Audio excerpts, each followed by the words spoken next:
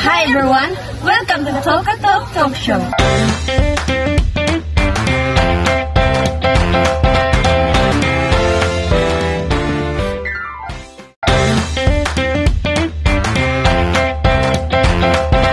So today we talk about the 4 impacts in tourism and hospitality industry.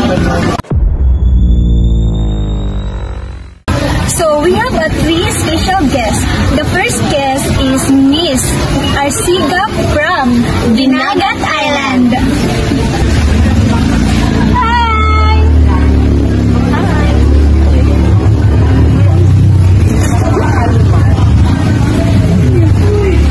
Hi, Miss Daisy. My first question to you is, ano ang sariling opinion mo patungkol sa cultural impact? My opinion talaga about this impact has really a significant role in this for impact. So, my main point in this opinion, or my opinion talaga about this, some of the tourists or turista, pinupuntahan talaga nila ang place that because they are being attracted or they're being attracted and being amazed to that culture. They are being curious, what is that culture about? Some of the foreign tourists, they go there because they also applied or get interest or like that. That's all. Okay, Miss, thank you. Thank you, Miss Arsiga. May isa pa akong tanong sa iyo. Ano ang sariling opinion mo patungkol sa environmental impact? The impact of environmental impact and tourism and hospitality industry is this kind of impact.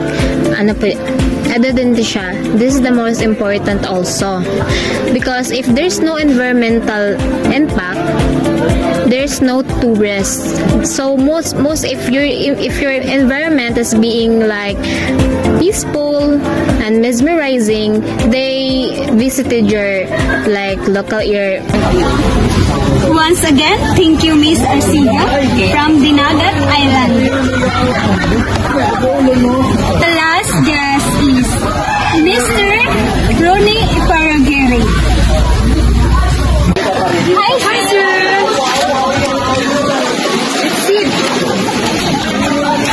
So my question, what is your own opinion about social impact?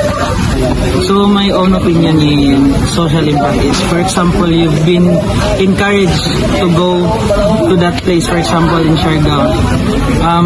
Knowing Siargao is like, marami talagang like tourist spots, mga gandang tourist spots.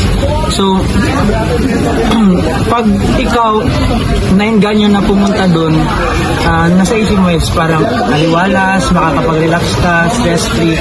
Pero in reality is overcrowded talaga siya kasi dahil sa mga foreigners sa iba't ibang klaseng lugar na dumadayo sila kasi kaya nga sobrang ganda ng mga tourist spots and some of the local people din na nakatira doon. Thank you, Sir Paragiri. Once again, Toka Talk Show.